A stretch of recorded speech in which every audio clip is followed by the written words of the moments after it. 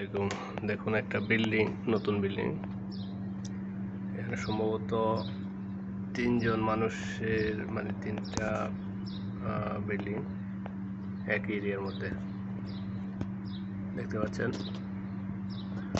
তো আসলে বিল্ডিংটা দেখে অনেক কিছু মানে মনে পড়ছে বা এখান থেকে অনেক কিছু শেখার আছে। যে বিল্ডিংটা করছেন নিশ্চয়ই ওনার মানে এখানে যত টাকা খরচ হয়েছে তার থেকে মিনিমাম ধরেন আর 3 গুণ টাকা তার ব্যালেন্স নিশ্চয়ই থাকবে।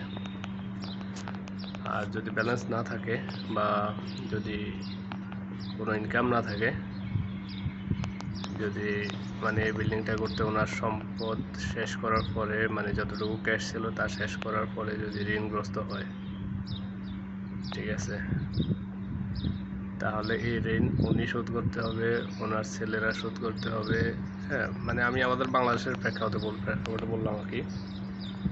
তো মানে এই কথাগুলো এই জন্য বলছি, মানে এখান থেকে শেখার আছে আমাদের লাইফে।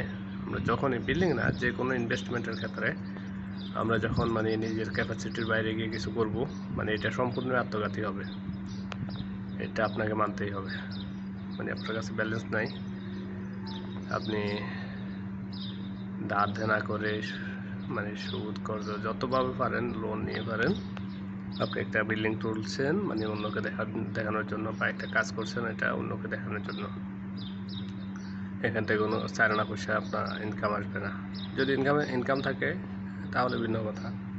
আপনি হিসাব করুন আপনার এখানে কত ইনভেস্ট, বা এখানে মাসিক অথবা বার্ষিক কত টাকা আয় আসবে, ঠিক আছে। এখানে এটা যদি ভাড়া দেওয়া যায় সেটা হলো ভিন্ন কথা। তো এটা আসলে ওমানে আমি যেখানে থাকি এখানের একটা এরিয়ার একটা বিল্ডিং নতুন করছে, দীর্ঘদিন থেকে কাজ চলছে। তো আমি আমাদের দেশের প্রেক্ষাপটে কথাগুলো বলছি, আপনি আমাদের আশেপাশে মিলিয়ে দেখতে পারেন। বিগত 10-15 বছরে আমি আমাদের এরিয়ার কথা বলতেছি,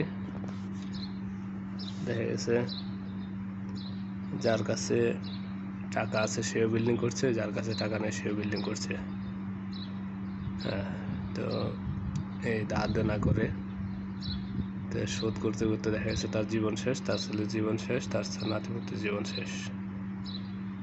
তো এই কাজগুলো আসলে আমরা আসলে সচেতনভাবে যদি একটু চিন্তা ভাবনা করে যদি না করি, তাহলে নিজেদের অধঃপতন নিজেরাই ডেকে আনা আর কি।